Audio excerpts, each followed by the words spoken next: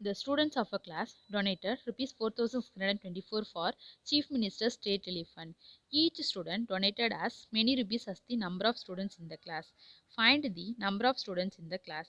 இப்போ chief minister state relief ஃபண்டுக்காக students எல்லாரும் சேர்ந்து ருபீஸ் 4,624 வந்து டொனேட் பண்ணுறாங்க.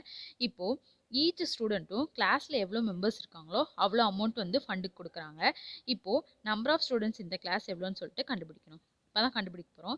இப்போ நம்பர் ஆஃப் ஸ்டூடெண்ட்ஸை லெட் எக்ஸ்னு எடுத்துக்க போகிறோம். அதான் எழுதியிருக்கோம் let x be the number of ஸ்டூடெண்ட்ஸ்ன்ட்டு. இப்போது ஈச் ஸ்டூடெண்ட்டும் கிளாஸில் எவ்வளோ மெம்பர்ஸ் இருக்காங்களோ அவ்வளோ அமௌண்ட் தானே ஃபண்டு கொடுக்குறாங்க.